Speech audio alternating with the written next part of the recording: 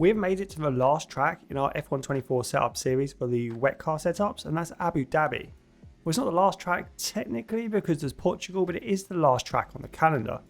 And much like Vegas and Qatar, the most recent setups that I've created, this is another desert track that's really unlikely to ever see rain, so you're probably never going to use this setup, but I want to get it out there, so I've got a setup for every single track. Starting with the aerodynamics, I've set the front wing to 37 and I've increased the rear wing quite substantially up to 33, and this is just to move the aero balance further rearward. With the transmission, I've set the on throttle to 40 and the off throttle to 40 as well, and I've also increased the engine braking over our dry setup up to 90. For the geometry, I've set the camber all the way left as normal, I've set the front toe all the way left as normal, and the rear toe at 0.05.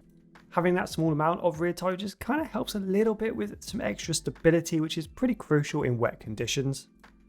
With the suspension, I've gone 39 and 8, and I've set the ARBs to 17 and 14 with the ride height to 30 and 62. For the brakes, once again, I've gone 98% pressure, 56% bias, and for the tyres, they're going to get hot, so there's not too much you can really do other than just maximize the pressures.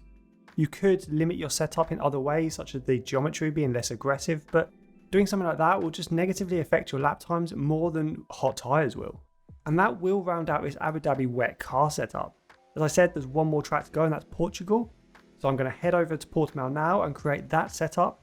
But for now, guys, I will see you on track.